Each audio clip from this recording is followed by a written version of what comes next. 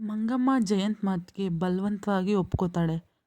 ಸರಿನಪ್ಪ, ನಿಮ್ಮ ಅಮ್ಮನ್ನ ಕರ್ಕೊಂಡು ನೀನು ನಮ್ಮನೆಗೆ ಮನೆ ಅಳಿಯನಾಗಿ ಬಾರಪ್ಪ, ನನಗೇನು ಅಭ್ಯಂತರ ಇಲ್ಲ. ಹಾಂ, ಇದು ಚೆನ್ನಾಗಿದೆ ಅತ್ತೆ. ಸರಿ, ನೀವೇನು ಹೇಳ್ತೀರಮ್ಮ? ನಿನ್ನ ಜೊತೆ ಇರೋದೇ ನನಗೂ ಬೇಕಾಗಿರೋದು. ಅದು ಎಲ್ಲಿದ್ರೇನು ಅಂತ ಹೇಳ್ತಾಳೆ ಸತ್ಯವತಿ. ಸ್ವಲ್ಪ ದಿನ ಆದಮೇಲೆ ಎಲ್ಲರ ಸಮ್ಮುಖದಲ್ಲಿ ಲತಾ ಮತ್ತು ಜಯಂತು ಮದುವೆ ಆಗುತ್ತೆ. ಜಯಂತ್ ಅವರ ಅಮ್ಮನ್ನ ಕರ್ಕೊಂಡು ಮಂಗಮ್ಮ ಮನೆಗೆ ಬರ್ತಾನೆ. ಹೀಗೆ ಸ್ವಲ್ಪ ದಿನ ಆದಮೇಲೆ ಸತ್ಯವತಿ ವರ್ತನೆ ಮಂಗಮ್ಮಂಗೆ ಇಷ್ಟ ಆಗ್ತಿರಲ್ಲ, ಮಂಗಮ್ಮನ ವರ್ತನೆ ಸತ್ಯವತಿಗೆ ಇಷ್ಟ ಆಗ್ತಿರಲ್ಲ. ಹೇಗಂದರೆ ಇಬ್ಬರ ಮಧ್ಯ ಒಂದು ಕಡ್ಡಿ ಹಾಕಿದ್ರೆ ಅದಕ್ಕೆ ಬೆಂಕಿ ಹತ್ಕೊಳ್ಳುತ್ತೆ. ಆ ಥರ ಇಬ್ಬರು ನಡ್ಕೋತಿರ್ತಾರೆ. ಒಂದಿನ ಸತ್ಯವತಿ ಲತಾ ಹತ್ರ ಹೀಗೆ ಹೇಳ್ತಾಳೆ.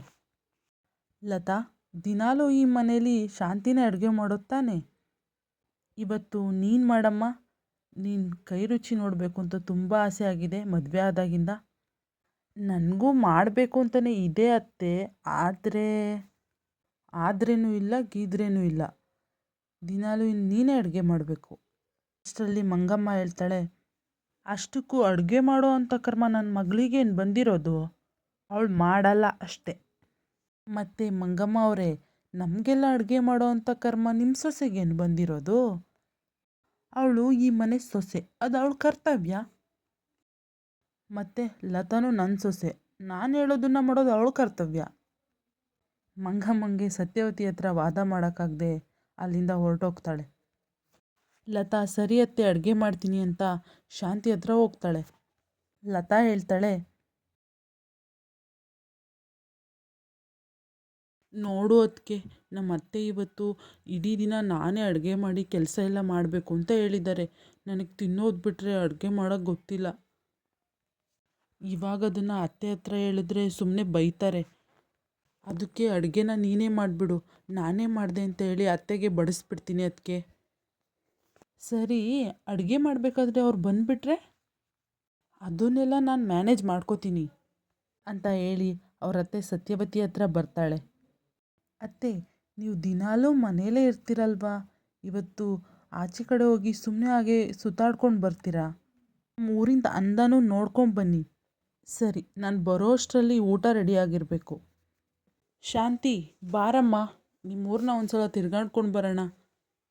ನಾನು ಯಾಕೆ ಚಿಕ್ಕಮ್ಮ, ನೀವು ಹೋಗಿ ಬನ್ನಿ, ನನಗೆ ಸ್ವಲ್ಪ ಕೆಲಸ ಇದೆ. ಏನಮ್ಮ, ಬಾ ಹೋಗೋಣ. ಯಾವಾಗಲೂ ಅಡುಗೆ ಮನೇಲೇ ಇರ್ತೀಯ, ಈ ಕೆಲಸ ಎಲ್ಲ ಇದ್ದಿದ್ದೆ. ಬಾ, ನಾವು ಹೋಗಿ ಬರೋಣ. ಕೆಲಸ ಆಮೇಲೆ ಮಾಡ್ಕೊಂಡ್ರಾಯ್ತು. ಇವತ್ತು ಮನೆ ಕೆಲಸ ಎಲ್ಲ ಲತಾನೇ ಮಾಡ್ತಾಳೆ. ಅಷ್ಟರಲ್ಲಿ ಲತಾ ಹೇಳ್ತಾಳೆ, ಅಯ್ಯೋ ಅತ್ತೆ, ಅತ್ತಿಗೆ ಏನಕ್ಕೆ? ನೀವು ಹೋಗಿ ಬನ್ನಿ, ಅದಕ್ಕೆ ಇಲ್ಲೇ ಇರಲಿ, ನನಗೆ ಕೆಲಸಕ್ಕೆ ಸಹಾಯ ಮಾಡ್ತಾರೆ. ನಿಮ್ಮ ಅಮ್ಮನ ಕೇಳು, ಸಹಾಯ ಮಾಡ್ತಾರೆ ಅಂತ ಹೇಳಿ ಸತ್ಯವತಿ ಶಾಂತಿನ ಕರ್ಕೊಂಡು ಹೋಗ್ತಾಳೆ. ಆವಾಗ ಲತಾ ಅವ್ರ ಅಮ್ಮ ಹತ್ರ ಹೋಗಿ, ಅಮ್ಮ, ನಮ್ಮ ಅತ್ತೆ ಆಚೆ ಹೋಗಿದ್ದಾರೆ, ವಾಪಸ್ ಬರೋಷ್ಟರಲ್ಲಿ ಅಡುಗೆ ರೆಡಿ ಮಾಡು ಅಂತ ಹೇಳಿದ್ದಾರೆ. ಬಾರಮ್ಮ ಮಾಡೋಣ, ಇಲ್ಲಾಂದರೆ ಅವ್ರಿಗೆ ಕೋಪ ಬರುತ್ತೆ. ನಾನು ಮಾಡಲ್ಲ. ಏನು, ಅವಳು ಕೆಲಸ ಮಾಡು ಅಂದ ತಕ್ಷಣ ಮಾಡಲ್ಲ ಅಂತ ಹೇಳಬೇಕಾಗಿತ್ತು ನೀನು?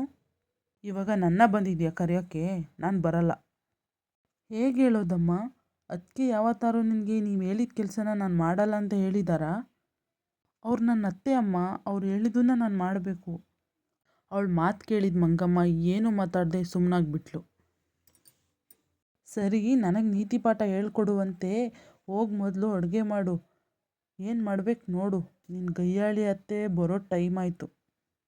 ಹೇಗೋ ಸತ್ಯವತಿ ಮತ್ತು ಶಾಂತಿ ಬರೋ ಅಷ್ಟರಲ್ಲಿ ಲತಾ ಊಟನ ರೆಡಿ ಮಾಡಿಟ್ಟಿರ್ತಾಳೆ.